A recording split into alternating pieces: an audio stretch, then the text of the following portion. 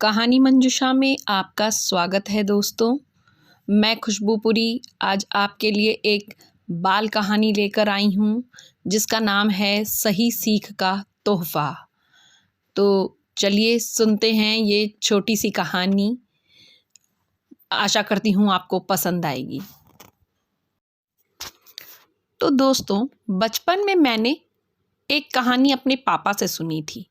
आज मैं आपसे वो ही कहानी शेयर करना चाहती हूँ।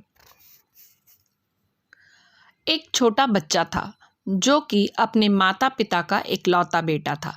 जैसा कि आमतौर पर होता है, इकलौती संतान ज़्यादा लाडली होती है। इसी कारण वह भी अपने माँ बाप का बहुत ही लाडला था। माता पिता उसकी हर इच्छा को फौरन पूरा कर देते थे। वह जो भी खिलौना मांगता पिताजी तुरंत ले आते, लेकिन वह किसी भी खिलौने को ख्याल से नहीं रखता था। हर खिलौने के नट बोल्ट खोलकर उसके सारे पार्ट्स अलग कर देता था। हर खिलौने को फौरन तोड़ देता था। उसके पिता उसकी इस आदत से परेशान होने लगे।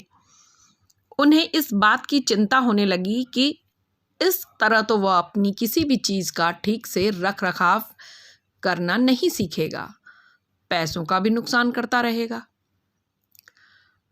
कुछ दिनों बाद उसका जन्मदिन आया। उसके पिताजी ने उसके जन्मदिन पर पार्टी रखी। सभी रिश्तेदार एक से एक तोहफे लेकर आए। सबके जाने के बाद उसने सारे तोहफे खोले। सबने एक से एक बढ़कर सुंदर खिलौने भेंट किए थे। उसने एक एक करके सारे खिलौनों के पार्ट्स अलग अलग कर दिए। कुछ ही देर में वह सारे खिलौने टूटे फूटे हो गए। वे सभी तोहफे किसी काम के नहीं रहे। हमेशा की तरह उसकी माँ ने वह सब कूड़े में फेंक दिए। लेकिन इस बार उसके पिताजी को बहुत गुस्सा आया। उन्होंने अपनी पत्नी से नाराज़गी जताई।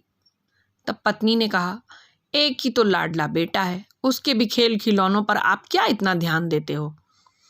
पिता ने कहा, मुझे पैसों की चिंता नहीं है, लेकिन अपने बच्चे में अच्छी आदत डालना भी हमारा ही काम है।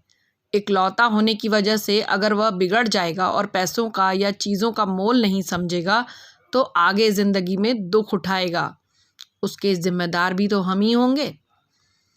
उसके पिता ने उसे सुधारने के लिए एक युक्ति निकाली। उसके लिए उन्होंने एक और तोहफा लाने का तय किया। एक दिन वह उसके लिए एक बैटरी वाला रोबोट लेकर आए। उन्होंने उससे अपने बेटे को दिया। आदत के अनुसार बेटे ने जल्दी जल्दी डिब्बे का कवर फाड़कर हटाया। उसमें से एक रोबोट निकला। देखकर वो बहुत खुश हो गया। आदत के अनुसार उसने उसके भी पार्ट्स खींचकर अलग करने की कोशिश की। जैसे ही उसके हाथ को मोड़ा, रोबोट के हाथ में उसके मुंह पर एक मुक्का मारा। इस तरह मुक्का पड़ने पर वो खींच गया और पलटकर दूसरा हाथ मोड़ा। दूसरे हाथ से भी उसे दूसरा मुक्का पड़ा। अब वह चिढ़कर रोबोट से जूझने लगा और उसका सिर तोड़ने की कोशिश करने लगा, लेकिन वह नहीं टूटा। उल्टे सिर में भी उसे चोट लगी। जितना वह उससे चिढ़कर उसे तोड़ने की कोशिश करता, उतनी ही उसे चोटें लगती। अब हार कर वह रोने लगा। रोते रोते वह अपने पिता के पास गया और रोबोट को उनके आगे पटक दिया। मुझे ये खिलौना नहीं चाहिए, इसकी वजह से मुझे इतनी चोट लगी है, ये खिलौना गंदा है। ये कहकर वह फिर रोने लगा। पिताजी ने अनजान बनकर पूछा, क्यों, क्या हुआ, क्या खराबी है इसमें? तुम इसे गंदा क्यों कह रहे हो?